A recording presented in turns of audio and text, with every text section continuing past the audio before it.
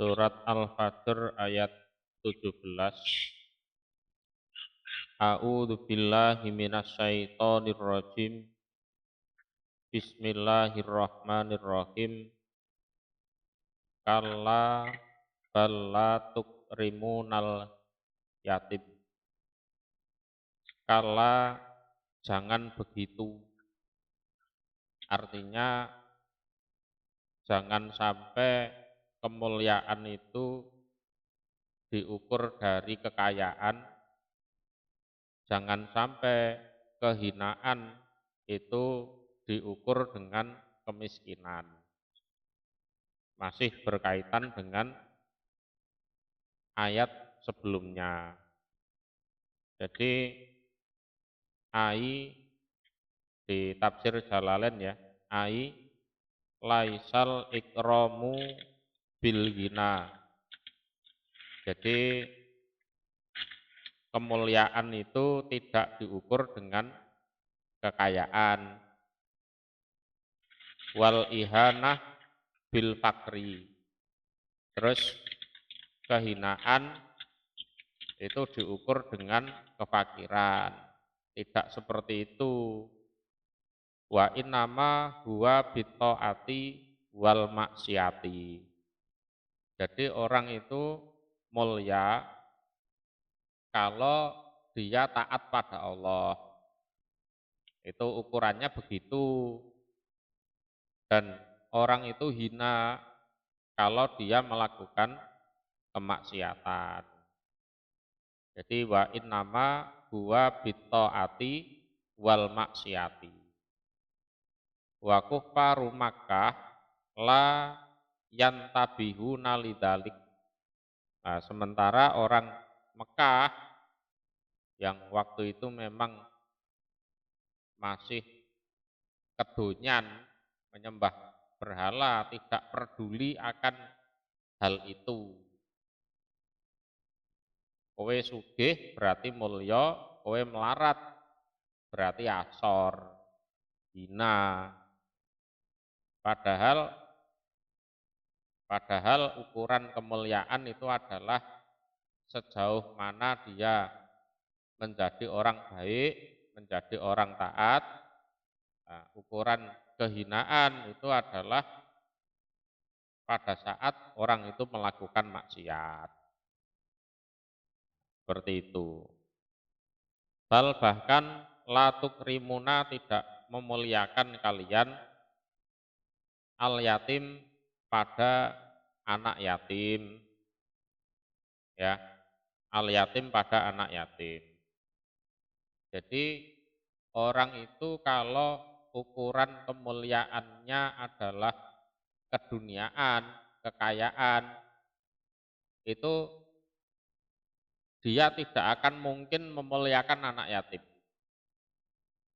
Itu gandengannya soalnya. Nah, bal la tukrimunal yatim, bahkan kalian itu loh, orang-orang kafir Mekah tidak pernah memuliakan anak-anak yatim. Anak yatim ini kan ada dua jenis. Ya, ada dua jenis. Ada anak yatim kaya, ada anak yatim miskin. Semuanya dibahas di Al-Quran. Anak yatim sendiri itu definisinya adalah anak yang belum balik dan sudah ditinggal mati oleh bapaknya. Ditinggal mati loh ya, bukan ditinggal minggat. Beda, ditinggal mati oleh bapaknya. Jadi bukan ditinggal minggat atau bukan dibuang di suatu tempat, bukan. Jadi dipastikan bapaknya itu mati dan anaknya belum balik, itu disebut yatim. Lah kalau warisan dari bapaknya itu banyak karena bapaknya kaya, berarti ini anak yatim kaya berarti. Biasanya anak yatim model ini itu banyak yang pengen ngeramut, ya, pengen ngeramut, tapi biasanya modusnya apa? Ya pengen menghabiskan hartanya anak yatim itu mumpung masih kecil, ya kan? Mumpung masih kecil, wah duitnya akeh saiki. Ayo nak melu aku enak tak ramut nak tak sekolahke kan gitu kan. Padahal itu modus untuk menghabiskan harta si anak yatim itu. Jadi itu termasuk penghinaan terhadap anak yatim. Kalau jenis yang kedua ini memang anak yatim miskin, ya memang melarat. Ya. Di samping yatim dia juga miskin. Biasanya ini enggak ada orang yang peduli, ya kan? Karena enggak bisa dimodusin ini anak ini, kan gitu. Lah, orang kalau orientasinya masih dunia, itu disuruh menghormat, memuliakan anak yatim, tidak akan bisa.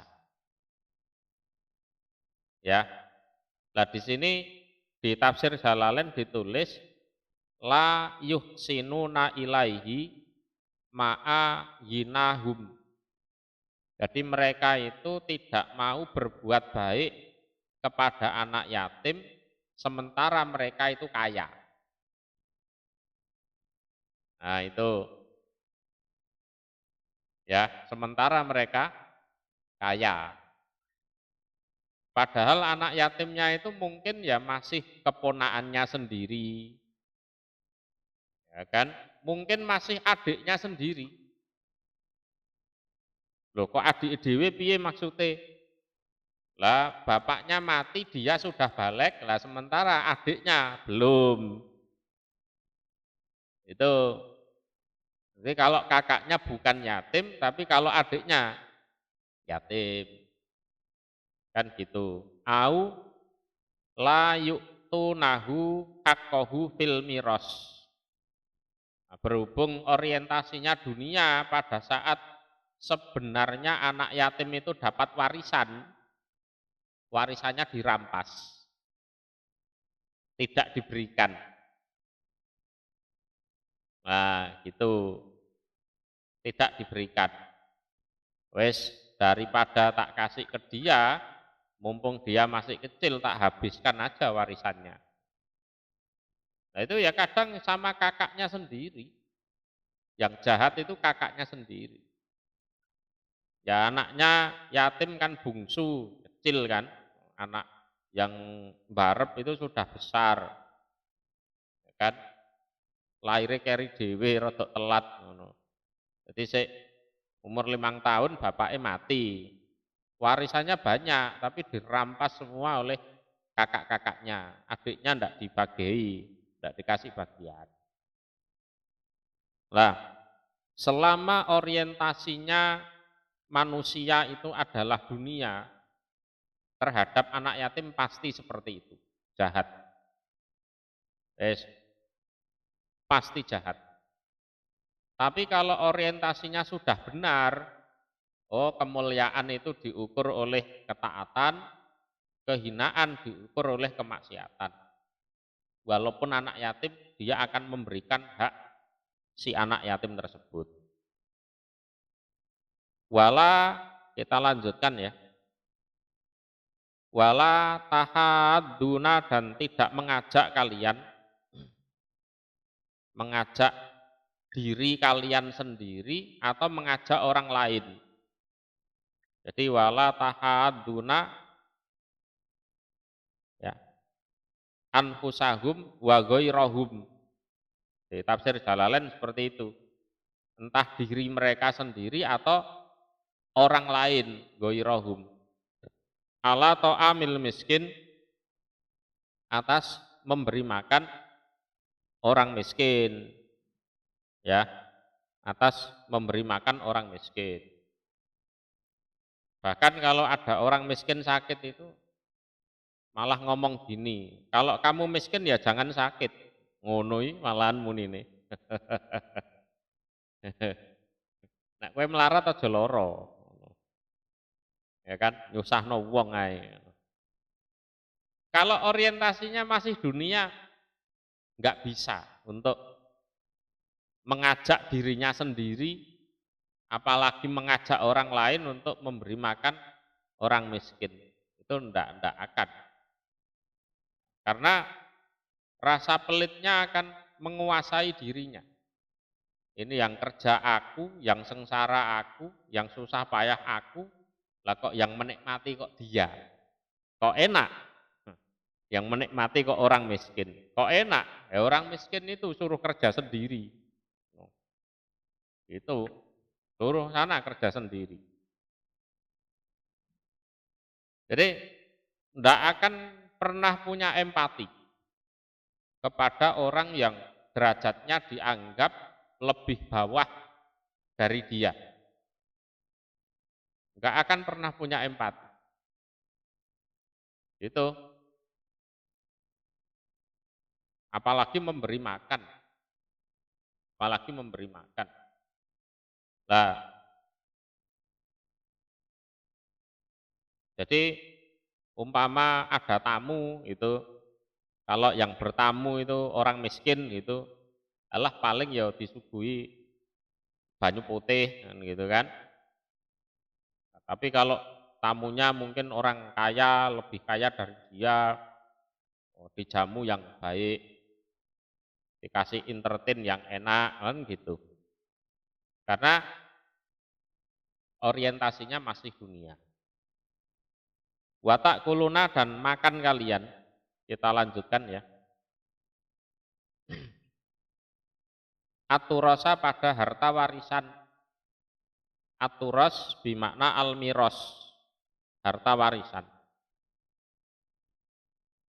Aklan dengan makan lama yang luar biasa serakah, maksudnya begitu. Laman bimakna sadidan, ya. Jadi sadidan itu luar biasa, artinya serakah.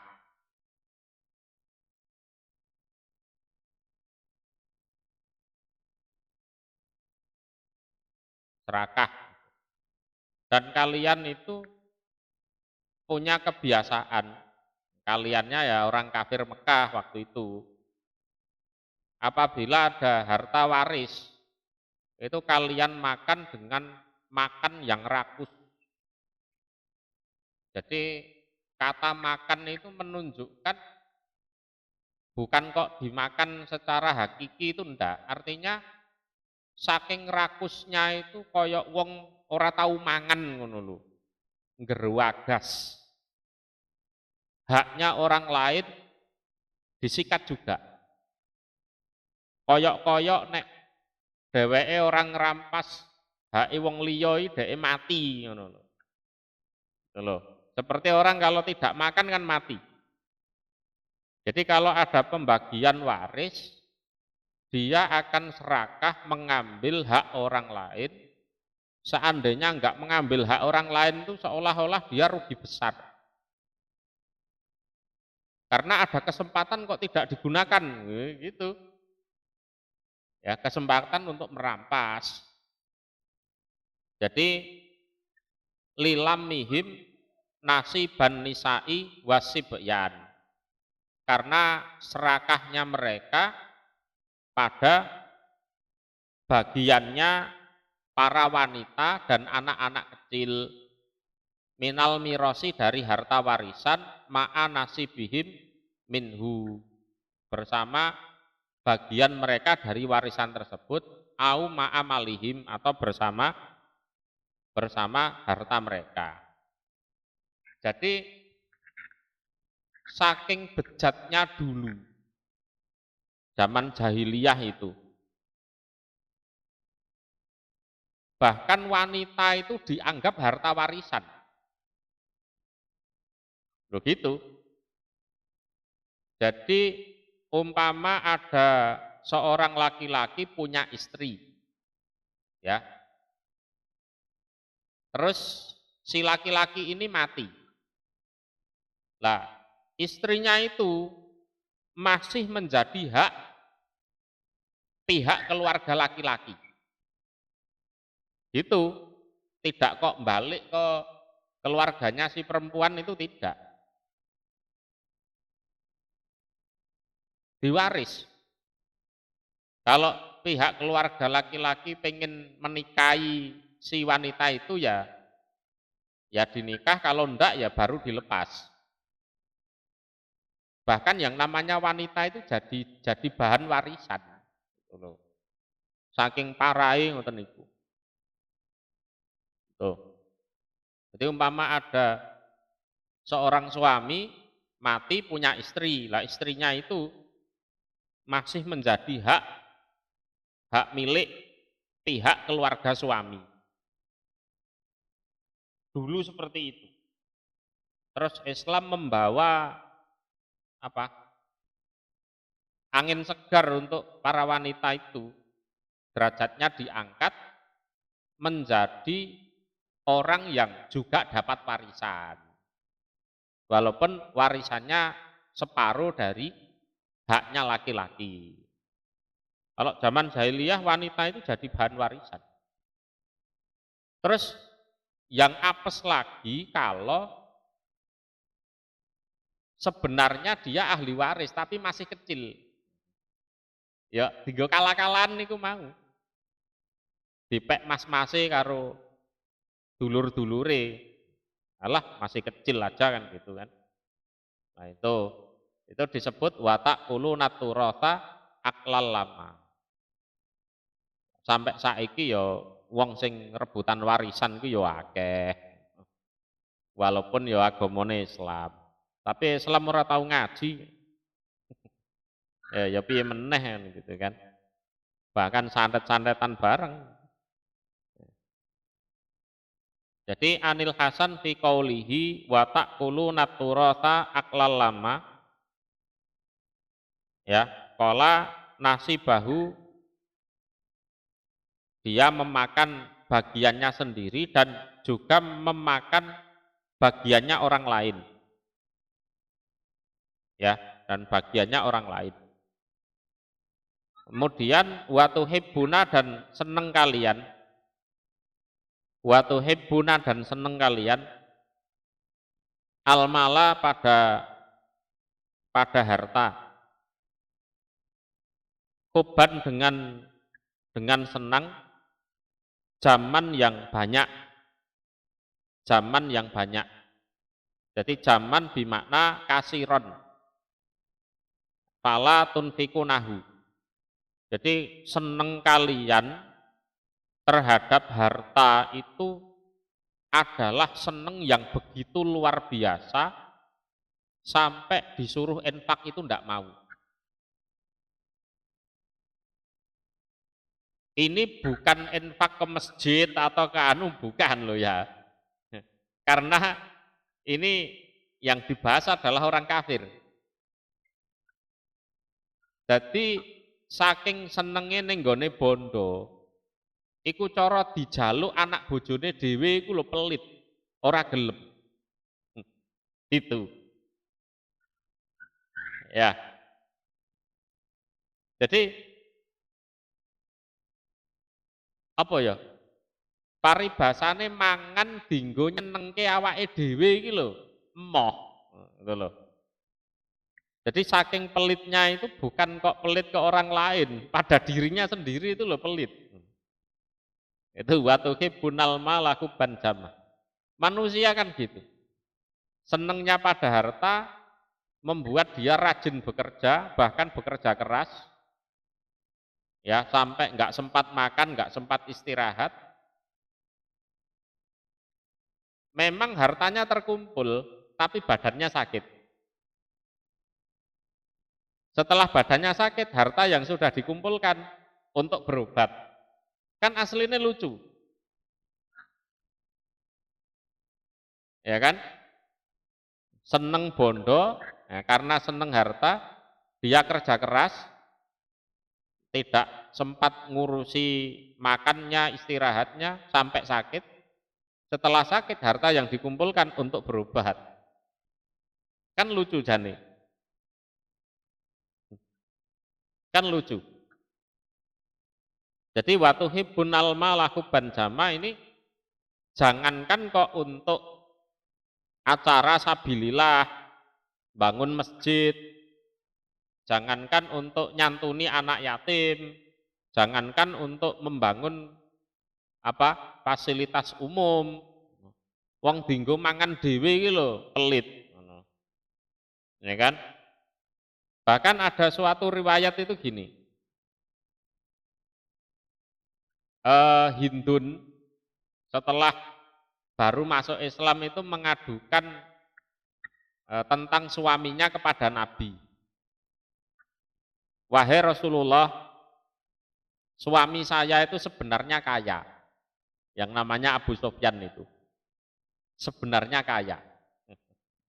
Terus, tapi pelitnya luar biasa. Ya.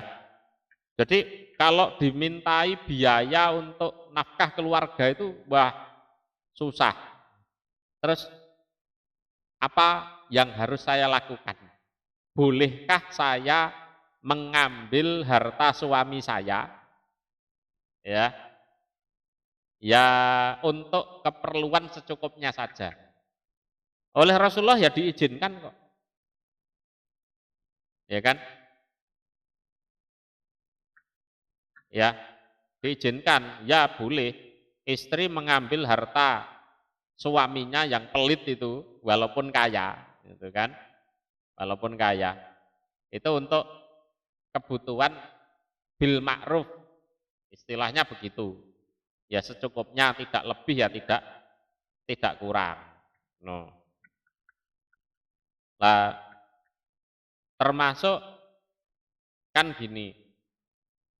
Jadi para wanita itu kalau milih suami milih yang paham agama seharusnya. Jangan milih yang kaya. Karena yang kaya itu belum tentu paham agama. Karena bisa jadi walaupun kaya ternyata dia pelit. Kan gitu. Gitu nggih. Jadi orang kaya kok dia bisa dermawan, bisa sedekah, loman itu bukan karena kayanya sebenarnya. Tapi karena memang attitude-nya baik, akhlaknya baik, minimal itu. Atau mungkin agamanya ya baik. Ya, wong sugih sing pewelit iku ya akeh ngono. Sak umbruk ngono. Ya. Jadi orang mau sedekah, mau infak, mau berbagi itu bukan karena dia kaya. Tapi karena memang akhlaknya yang baik, minimal itu. Ya. Buktinya orang kaya pelit ya banyak. Terus orang miskin yang dermawan juga banyak. Kala jangan begitu. Ya, kelakuan yang seperti itu jangan diterus-teruskan. Ya. Kala bimakna rotun lahum andalika. Artinya jangan kamu terus-teruskan seperti itu, jangan begitu gitu. Idza dukati, ketika digoncang, dibikin gempa, ya. Jadi idza dukat ketika dibikin gencang, dibikin gempa. Jadi dukat bermakna zulzilat. Apa al-ardu bumi. Bahkan dengan digoncang sungguh, bahkan dengan digoncang sungguh. Jadi zulzilat hatta yan hadima kullu binain alaiha wayan adima. Jadi bumi nanti akan digoncang dengan goncangan yang luar biasa sampai semuanya runtuh dan habis. Jadi zulzilat hatta yan hadima itu artinya sampai hancur. wayan adima, dan sampai semuanya musnah. Iling-ilingen ngono lho. Dadi donya sing mbok uber kuwi ora langgeng.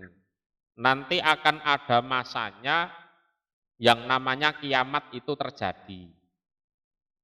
Bumi yang asalnya banyak bangunan megah di atasnya itu akan digoncang dengan goncangan yang luar biasa, bangunannya runtuh dan habis runtuh musnah. Karena penghuninya mati semua. Ya, karena penghuninya mati semua. Jadi bangunannya roboh dan sudah ndak bisa dibangun lagi karena memang yang bangun sudah ndak ada. Wajah dan datang sopo Rabbuka, Tuhan engkau Muhammad, wal malaku dan para malaikat sopan dengan berbaris, sopan ya dengan berbaris. Wajah Rabbuka ini termasuk bagian dari ayat mutasabihat. Jadi datangnya Tuhanmu itu bagaimana kita tidak usah membahas itulah. Pokoknya ayatnya tulisannya seperti ini, baca Rabbuka gitu. Terus Tuhan datang itu bagaimana kita ya ndak bahas, seperti apa kita ya enggak bahas itu, ya kan? Terus seperti siapa ya wis ora sah dibahas lah. Ya pokoknya ayate ngono aku percaya gitu. Ya. Pokoknya ayate ngono aku percaya. Itu dijelaskan di surat Ali Imran, di awal-awal Ali Imran itu kan. Warrasikhuna fil ilmi yaquluna amanna bih. Ya. Kullun min indi rabbina. Ya, sudah gitu aja. Jadi yang berkaitan dengan ayat mutasabihat itu wama ya'lamu ta'wilahu ilallah. Jadi yang tahu pengertiannya ayat tersebut ya cuma Allah gitu saja. Ya. Kalau orang itu ilmu agamanya dalam mereka akan mengatakan aman nabi, yes, kami beriman gitu aja. Baik ayat mutasabihat maupun ayat muhkam itu semua sama-sama dari Allah. Wes titik ngono. Nggih. Jadi mboten usah dicukit-cukit, digolek-goleki pengertiane mboten usah. Ya. Lah kalau soal malaikat berbaris ya wis ya berbaris artinya ya mustafina audi sufufin kasirotin. Jadi memang ya kalau malaikat ya memang berbaris-baris sungguh betul ya. Yes, baris tenanan itu artinya ya di hari kiamat. Jadi ngilangi pelit ya, ngilangi durhaka, ngilangi serakah niku ya carane kudu percaya karo dina akhir. Nggih. Kalau seseorang itu terhadap hari akhir kok tidak percaya, wis penyakitnya ora iso ilang. Nggih, nakale, belinge, serakahe, pelite ya, itu ndak akan bisa hilang. Waji'a dan didatangkan ya. Waji'a dan didatangkan yauma idzin di hari itu apa bi jahannam neraka jahanam. Neraka jahanam. Jadi ini di tafsir Jalalain tuqadu bisa beina alfi zimamin. Jadi neraka jahanam itu didatangkan, ditarik dengan 70.000 tali kendali. Ya. Jadi 70.000 tali kendali. Kulu zimamin biaidi sabeina alfi malakin. Setiap tali kendali itu dipegang oleh 70.000 malaikat. Laha zafirun wata goyudun. Dan neraka itu ada suara teriakan, juga ada suara rintiannya. Di tafsir Jalalain ada penjelasan seperti itu. Jadi ditarik, didatangkan dengan 70.000 tali kendali. Lah di setiap tali kendali itu dipegang oleh 70.000 malaikat. Tuh. Ya ora usah dibayangke, pokoknya serem ngono, wong neraka kok gitu kan. Yauma idzin di hari itu, ya. Yauma idzin di hari itu. Ya tadzakaru mengingat sopo al insanu manusia, ya. Manusia kafir, ya, manusia kafir. Fa'anna maka bagaimana, ya, fa'anna maka bagaimana ikulahu manfaat bagi manusia kafir adzikra utawi peringatan. Ya, jawabnya atau adzikra ingat, ya. Adzikra utawi ingat. Artinya ya tidak ada manfaatnya. Jadi wa anna lahu dzikra itu adalah bagaimana mungkin ingatnya dia itu bermanfaat. Ya jawabnya ya tidak mungkin. Jadi ini adalah istisham bimakna nafi. Ai la yanfa'uhu tadzakkuruhu dzalik. Jadi pada saat neraka jahanam didatangkan, manusia-manusia kafir itu ingat bahwa dia sudah menyia-nyiakan segalanya waktu di dunia. Disuruh beriman enggak mau, disuruh beramal solih juga enggak mau, disuruh nyembah Allah juga enggak mau. Dia ingat waktu itu, wah aku mbiyen ning donya dikongkon iman ora gelem, dikongkon ngamal sing apik ya ora gelem. Piye nek ngene iki? Ya elingmu kuwi ora nek gunane gitu loh.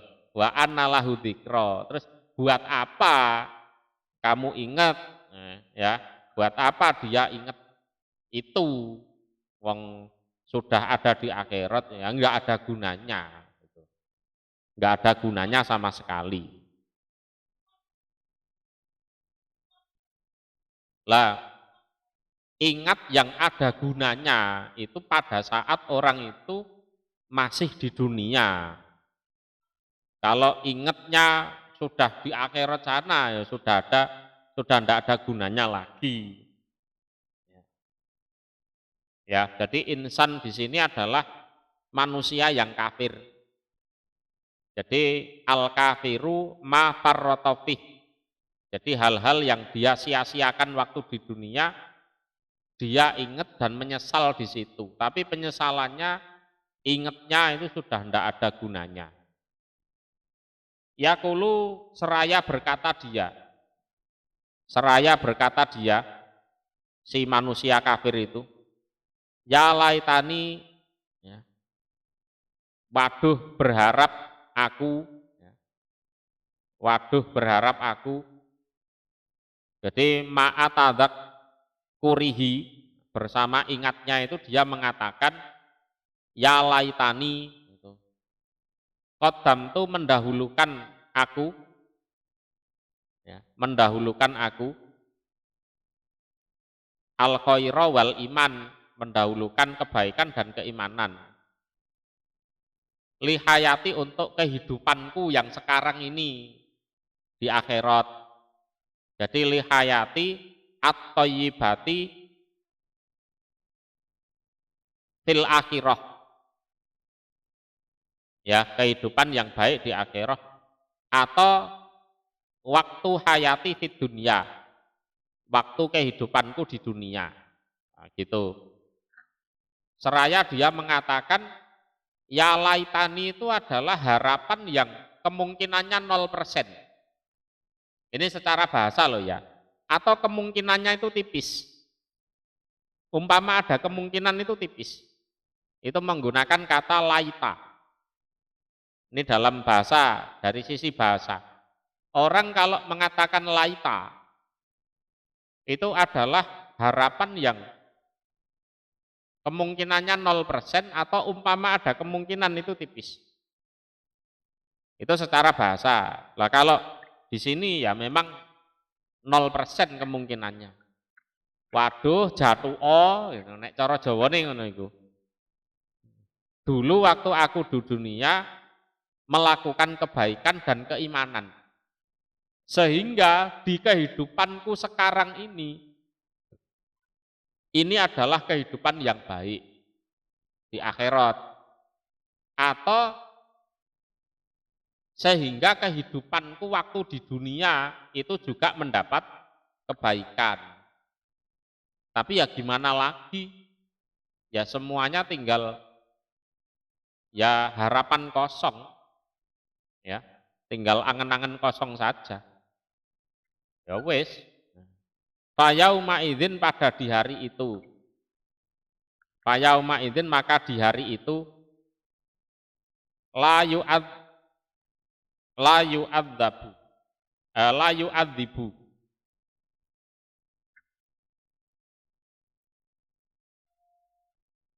Tidak menyiksa, itu bikas ridal ya, la yu'adzibu, tidak menyiksa, ada bahu seperti siksanya Allah, sopo ahadun seorang pun, ya, sopo ahadun seorang pun, artinya la yakiluhu ila ghairih, jadi dalam menyiksa si manusia kafir itu, Allah tidak menyerahkan kepada siapapun. Artinya Allah sendiri yang menyiksa. Gitu loh. Jadi la yakiluhu ila ghairih. Jadi si manusia kafir itu disiksa dan yang nyiksa Allah sendiri.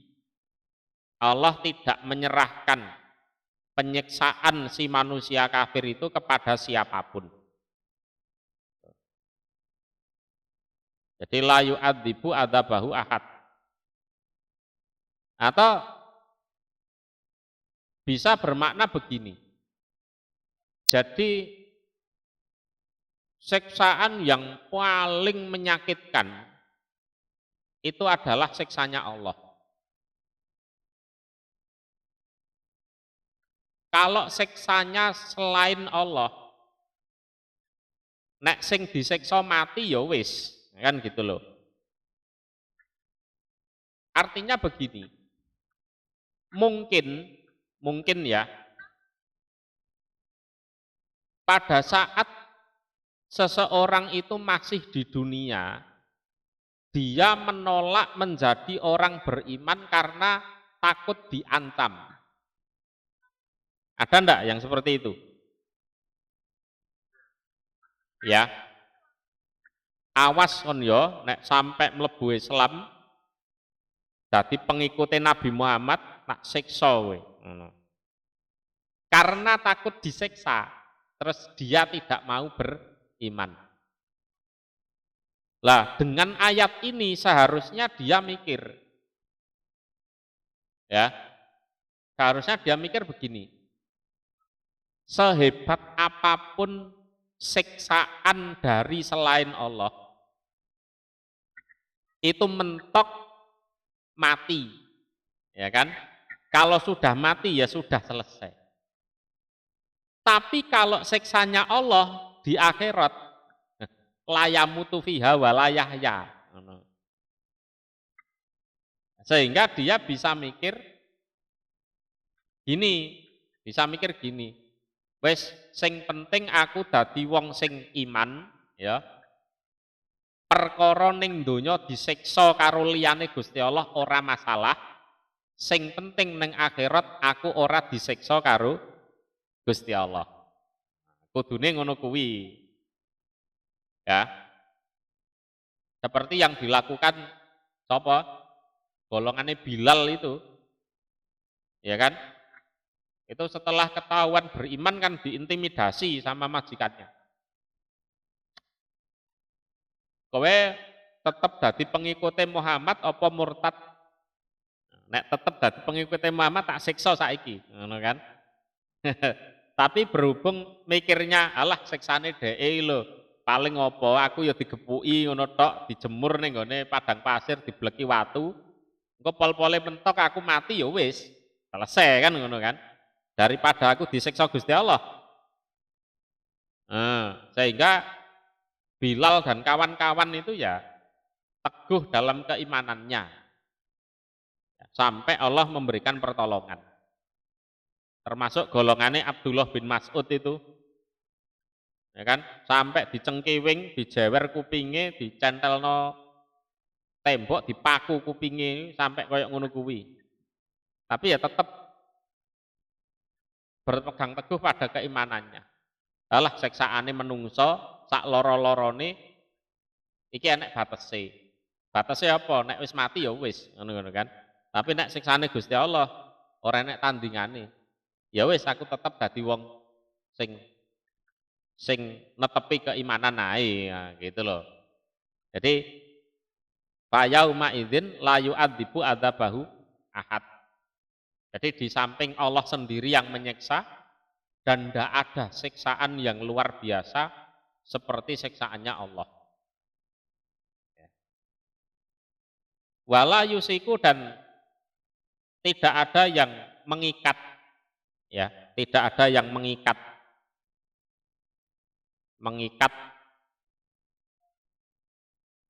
wasakohu seperti ikatannya Allah. Sopo ahadun seorang pun, ya, sopo ahadun seorang pun. Lah mungkin di dunia orang takut beriman karena takut dipenjara, ya, diikat terus ya mungkin ya itu ya dipenjara, mungkin ya diisolasi, mungkin diasingkan. Ada orang-orang dulu itu ya diwadahi karung, dibandoli watu, cemplungne laut, ngono kuwi ya ana ngono kuwi. Ya, ada ya seperti itu ada. Lah ini jadi sekuat ikatan sekuat apapun ikatan dari orang kafir, ya, dalam rangka mengintimidasi itu tidak akan sekuat ikatannya Allah. Ini ya masih pengertiannya mirip ayat sebelumnya, la yu'adzibu adzabahu ahad gitu. Lah dengan meyakini itu seseorang itu jiwanya akan tenang di dalam keimanan. Ya. Orang-orang dulu itu karena beriman ditangkap, diikat, dimasukkan ke api. Seperti Ashabul Ukhdud itu, ada yang seperti itu. Seperti Bilal sendiri digebuki, ya, terus ditaruh di padang pasir panas, dibeleki watu dodone itu. Seperti Sumayyah dan Yasir itu, bapaknya orang tuanya Ammar bin Yasir itu. Nah, Sumayyah itu ditusuk kemaluannya tembus sampai tembus mati. Jadi orang yang mati syahid dari kalangan wanita yang pertama itu yaitu ibunya Ammar bin Yasir yang namanya Sumayyah itu. Ya. Jadi bapak, ibu, anak ketahuan beriman, ya, Yasir disiksa sampai mati, Sumayyah ya sampai mati. Nah, terus Amarnya yang anaknya itu lolos, enggak sampai mati. Itu. Jadi kalau soal keimanan, wes enggak perlu banyak kompromi, ya.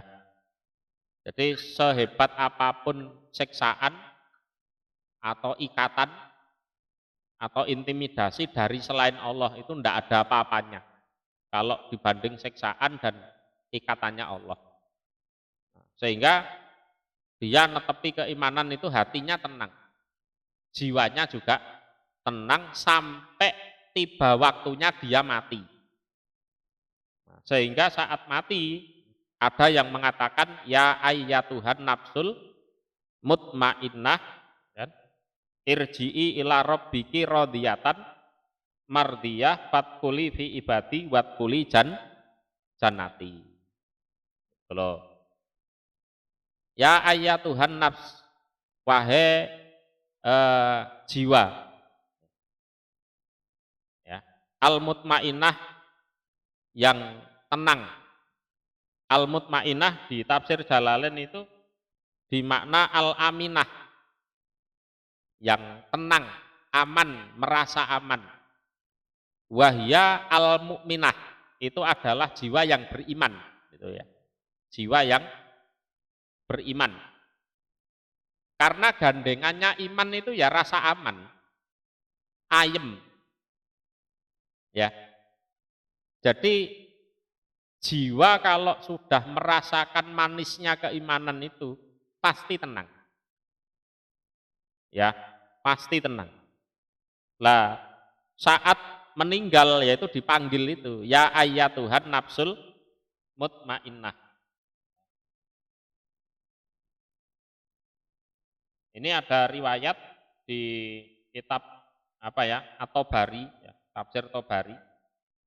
An Sa'id bin Jubair qala quri'at inda Nabi sallallahu alaihi wasallam ya ayyatuhan nafsul mutmainnah irji'i ila rabbiki radiyatan mardiyah. Faqala Abu Bakrin inna hadza la hasan. Jadi saat ayat ini dibaca di sebelahnya Rasulullah, Abu Bakar itu komentar begini, wah, orang kalau mati terus diomongi seperti itu, wah itu luar biasa. Bagus itu ya.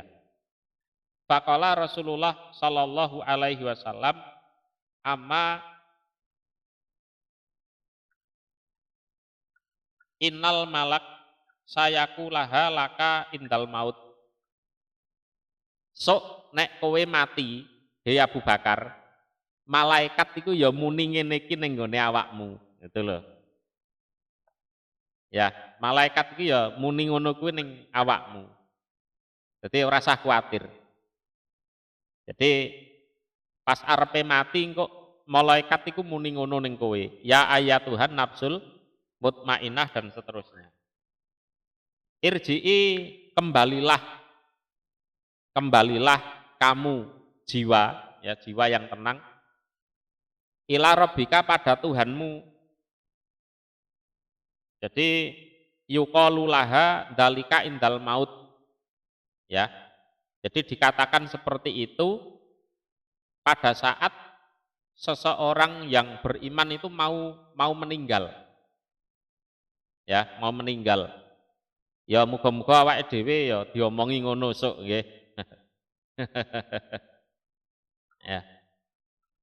Semoga kita ya juga diomongi seperti itu. Irji'i, kembalilah kamu ila rabbika, pada Tuhanmu. Ya, radiyatan dengan ridho. Ya, radiyatan dengan ridho dengan pahala dari Allah. Jadi radiyatan bisawab, dengan pahala dari Allah. Mardiyatan, lagi diridhoi indallah bi amalik. Ya, diridhoi oleh Allah karena amalannya baik. Jadi si hamba itu ridho terhadap pahala dari Allah, Allah juga ridho pada hamba tersebut karena semasa di dunia amalannya baik. Fadkhuli maka masuklah kamu, ya. Fadkhuli maka masuklah kamu fi ibadi di dalam hamba-hambaku as-solihin, orang-orang yang solih. Jadi silahkan masuk di dalam rombongan hamba-hambaku yang solih. Jadi fadkhuli fi jumlati ibadi as-solihin. Jadi masuklah, bergabunglah di dalam rombongan atau kelompok hamba-hambaku yang solih. Wadkhuli dan masuklah kamu, jannati pada surgaku ma'ahum bersama hamba-hamba yang solih itu.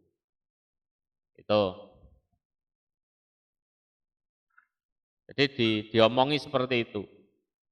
Kalau para nabi, ya, para nabi itu menjelang kematian, mereka itu disuruh milih,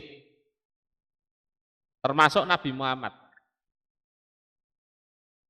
Pertama pilihannya adalah meninggal sekarang dan bergabung dengan hamba-hamba solih yang sudah mendahului kan gitu, atau tetap hidup di dunia kan gitu.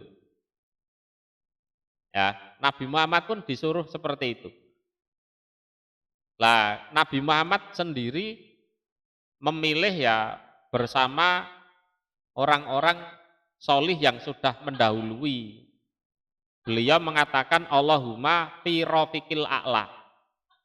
Ya Allah, saya pengen bergabung dengan teman-teman saya yang luhur. Artinya ya orang-orang solih, orang-orang baik, para nabi-nabi yang sudah mendahului. Terus pada akhirnya ya beliau meninggal.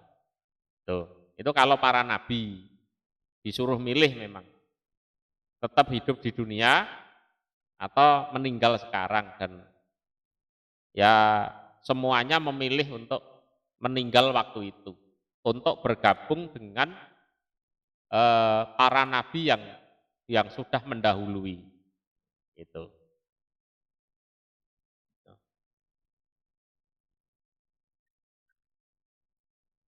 Gimana? Lanjut? Cukup dulu ya.